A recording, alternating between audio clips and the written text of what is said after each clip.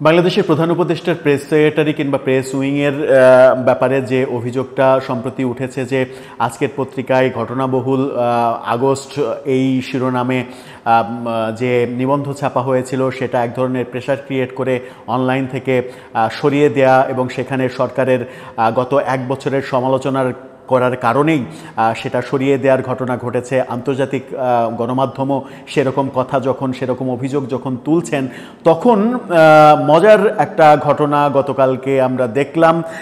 গতকালকে এই খবরটা গতকালকে রাত থেকে এই খবরটা বেশ চাঞ্চল্যের সৃষ্টি করেছে।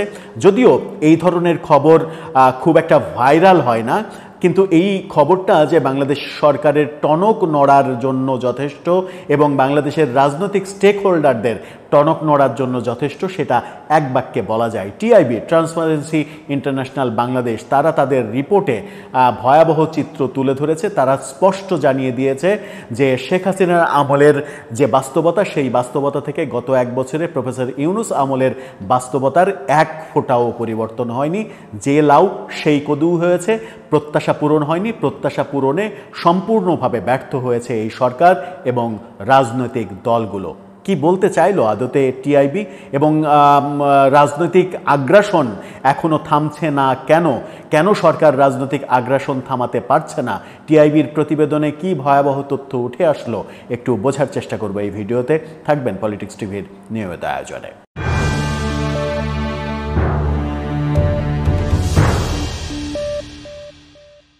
দর্শক, টিআইবির প্রতিবেদনের কথা বলছি। টিআইবির প্রতিবেদন, টিআইবির নির্বাহী পরিচালক ইফতেখারুজ্জামান তিনি সরকারের সঙ্গে কাজ করছেন, সরকারের ঐকমত্য কমিশনে তিনি কাজ করছেন।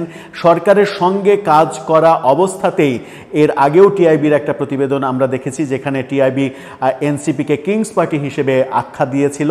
এরপরে এই প্রতিবেদন অর্থাৎ টিআইবির পরপর মাঝখানে কয়েকদিনের গ্যাপে পরপর দুইটা প্রতিবেদন সরকার এবং কয়েকটি রাজনৈতিক দলের জন্য অশনি সংকেত হিসেবেই দেখছেন বিশ্লেষকরা। টিআইবি যেটা বলছে সেটা হচ্ছে যে এবার আমাদের পালা সংস্কৃতি নতুন বাংলাদেশের জন্য অশনি সংকেত। এটাতে কি বোঝাতে চাচ্ছে? এটাতে বোঝাতে চাচ্ছে হচ্ছে আওয়ামী লীগ গেছে, এবার আমাদের পালা, এবার আমরা খাবো, এবার আমি খাবো, এবার ও খাবে, এবার তমুক খাবে।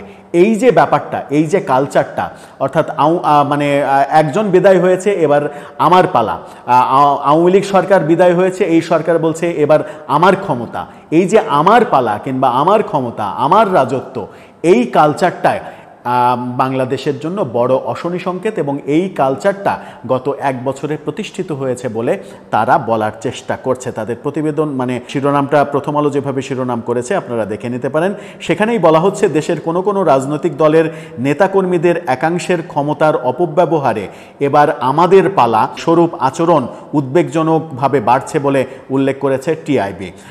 তারা বলছে কর্তৃত্ববাদ পতনের পর থেকে দেশব্যাপী দলবাজি, চাঁদাবাজি, দখলবাজি, রাষ্ট্রীয় সম্পদ লুট, মামলা বাণিজ্য, গ্রেপ্তার বাণিজ্য, জামিন বাণিজ্য, ট্যাগ বাণিজ্য এবং দলীয় আধিপত্য কেন্দ্রিক সহিংসতা চলছে, যা নতুন বাংলাদেশে নতুন রাজনৈতিক বন্দোবস্তের অভীষ্টের জন্য অশনি সংকেত।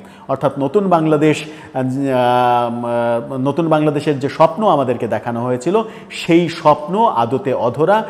এই ব্যাপারগুলো মানে দেদারসে চলছে, সেগুলো থামানোর কোনো পথ কেউ খুঁজে বের করছে না। তারা যেটা বলছে যে মুখে সংস্কার অথচ কার্যত আধিপত্য, দখল ও চাঁদাবাজির সংস্কৃতি অব্যাহত থাকায় গণতান্ত্রিক নতুন বাংলাদেশ প্রতিষ্ঠার গণ আকাঙ্ক্ষাকে রীতিমতো পদদলিত করা হয়েছে। ভয়াবহ শব্দ ব্যবহার করেছে তারা, যে মুখে সংস্কারের কথা বলা হচ্ছে কিন্তু বাস্তবতা ভিন্ন। বাস্তবতা শেখ হাসিনার আমলে যে অভিযোগ আমরা করছি, শেখ হাসিনার আমলের যে ভুল আমরা বলছি এবং শেখ হাসিনাকে যে ফ্যাসিস্ট আমরা বলছি, শেখ হাসিনার আমলে যে চাঁদাবাজির ঘটনার কথা বলছি, দুর্নীতির ঘটনার কথা বলছি, কোনো কিছুই থামেনি।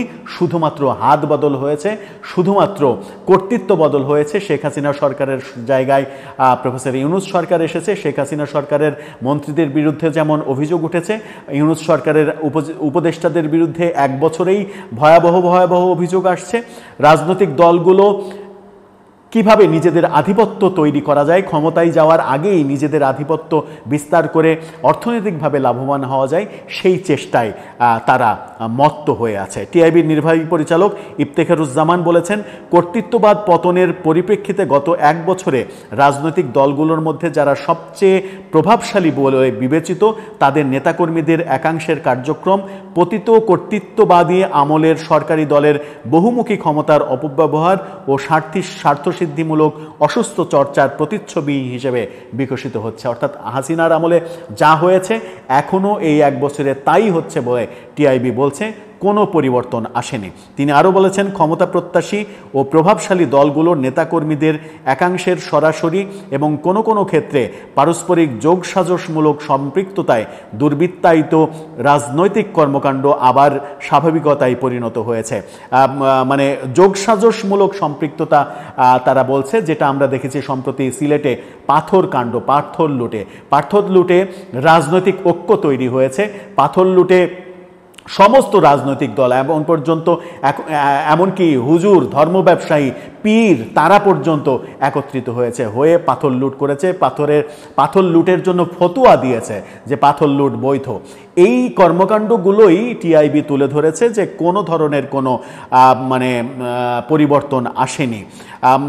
টিআইবি আরও বলছে সেটা হচ্ছে যে দাবি আদায়ে বল প্রয়োগের পাশাপাশি, অর্থাৎ দাবি আদায়ের জন্য বল প্রয়োগ কিংবা মব তৈরি করা হচ্ছে।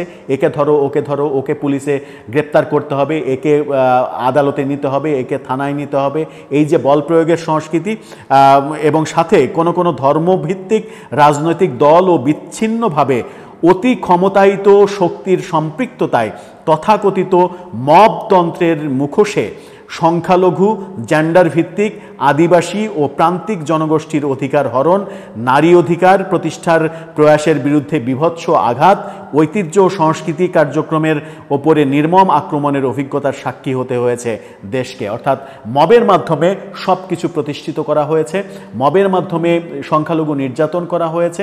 এই ব্যাপারগুলো টিআইবি স্পষ্টভাবে বলতে চেয়েছে এবং তারা বলছে যে সংশ্লিষ্ট রাজনৈতিক দলগুলোর নেতাকর্মীদের একাংশের দায়িত্বহীনতা, স্বার্থসিদ্ধির জন্য উঠে পড়ে লাগা, অভ্যন্তরীণ জবাবদিহি ও নিয়ন্ত্রণ ব্যবস্থার উদ্বেগজনক ঘাটতির কথা উল্লেখ করেছেন।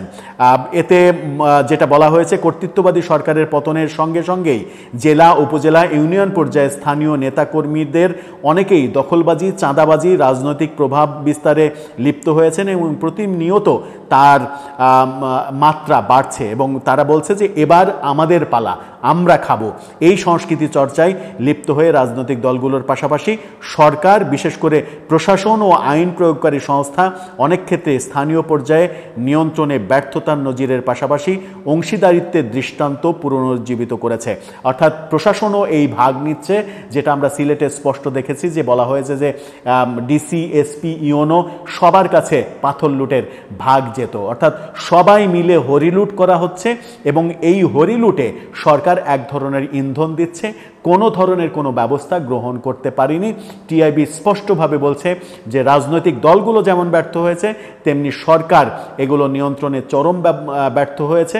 ব্যাপারটা শুধু ঘটেছে যে হাসিনা গেছে, এবার আমরা এসেছি, আওয়ামী লীগ গেছে, এবার আমরা এসেছি, ওরা খেয়েছে, এবার আমরা খাবো, এই ব্যাপারটাই প্রতিষ্ঠিত হয়েছে। তাহলে জুলাই অভ্যুত্থান, জুলাই আন্দোলন, এত স্বপ্ন, এত কিছু বাস্তবায়ন, প্রফেসর ইউনূসের ভাষায় মেটিকুলাস ডিজাইনের মাধ্যমে প্রেক্ষাপট চেঞ্জ করে ফেলা, যে স্বপ্নের জন্য, যে স্বপ্ন প্রতিষ্ঠিত করার জন্য সেই প্রেক্ষাপটটা চেঞ্জ করা হলো, সেই স্বপ্ন প্রতিষ্ঠিতই যদি না হয়, তাহলে সেই প্রেক্ষাপটে দাঁড়িয়ে যদি কেউ বলে আগেই তো ভালো সিনুরে বা, তাহলে কি ব্যাপারটা খুব বেশি অপরাধের হবে?